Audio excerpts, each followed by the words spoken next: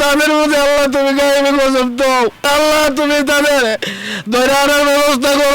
গত জুন 9 তারিখ হাটহাজারীর রাতিয়ে নীরবতা ভেঙ্গে গুলির শব্দে আতঙ্কিত এলাকাবাসী একজন গুলিবিদ্ধ এই শিরোনামে C+ টিভিত নিউজ প্রকাশ করা হয়। সেই নিউজত 2 দিনের মাথাত গুলিবদ্ধ আরিফ চিকিৎসাধীন অবস্থায় মৃত্যুবরণ করছে।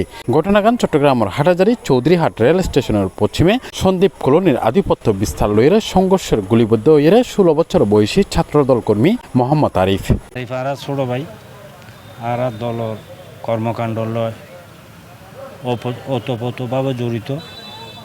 ওর যে ভূমিকা দলের লাই আর দলের কমিটি একটা কর্মী আর আড়াইতে লাই জিয়ানোর লাই জিয়ান হইতে লাগব এনারা প্রতিক্রিয়া অল্প সময়ে আর প্রকাশ করণ আর মনে হয় আর দল কে দ্বারা সভাপতি এই তো খুবই আর মর্মাহত আর খুবই ব্যথিত আর গোবায় হারাই ফেললি। রাব্বুল আলামিন জান্নাতে ফেরদৌস আমার হিসেবে কবুল করক। আর অবিলম্বে বিচার চাই, সন্ত্রাসী সকলের গ্রেপ্তার পূর্বক বিচার চাই। ঘটনাকাণ্ড ঘটে 8 জুন রাত 11 তারিখে। স্থানীয় সূত্রে জানা গিয়ে দীর্ঘদিন ধরে ভুট্টু সুমন ও শাকাওত নামে দুটো গ্রুপের মধ্যে বিরোধ চলিয়াইর। এই দ্বন্দ্বের মধ্যে সক্রিয় একটি উগ্র সন্ত্রাসী গ্রুপ। এই দিন রাতে মুখোশধারী 6 জন সন্ত্রাসী সিএনজি ও মোটরসাইকেল গড়ে আয়ের শাকাওতারে খুঁজে। স্থানীয় অকল বাধা দিলে সন্ত্রাসী অকল গুলি চলায়। গুলিবদ্ধ হয় কিশোর আরিফ। তারে দ্রুত চট্টগ্রাম মেডিকেল কলেজ হাসপাতালত লৈ যাওয়া হয়।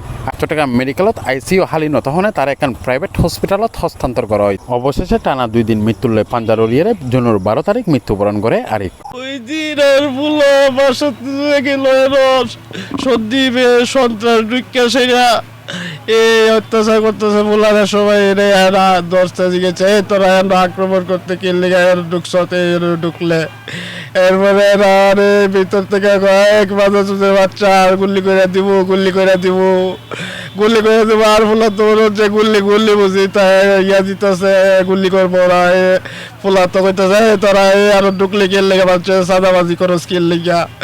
এরপরে তো গুল্লি করে দিব গুল্লি মট করে এর বুয়ের ভিতরে গুল্লিটা ঢুয়াই দিল আমার বলারে।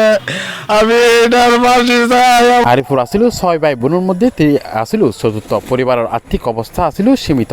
হাসগৈত্য একখান হারানাত। তার মৃত্যু পরিবার ও এলাকা জুড়ে নামে এসে চুকের ছায়া। তাই আইনজীবী হিসাবে একখান তার পরিবারের প্রতি দাঁড়াবেন একখান অবশ্যই এখান সুযোগ আছে।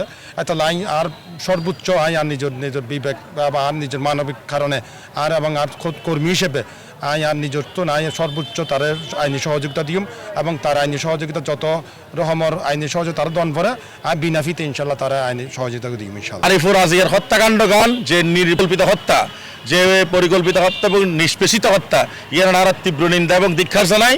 জুনের 12 তারিখ বৃহস্পতিবার আসরের নামাজের পর ফতিয়াবাদ উচ্চ বিদ্যালয়ের মাঠত তার প্রথম জানাজার নামাজ অনুষ্ঠিত হয়। পরে মাগরিবের পর দ্বিতীয় জানাজার নামাজ তার নিজ বাড়ি সন্দীপ কলোনির মধ্যে অনুষ্ঠিত হয়। তারা আরিফের পরিবারের লাগে আছে ইনশাআল্লাহ আর ভবিষ্যতে চেষ্টা করছি আরিফের ফ্যামিলি করে যা পারি তা দিয়ে সাহায্য সহযোগিতা করি পেলাই।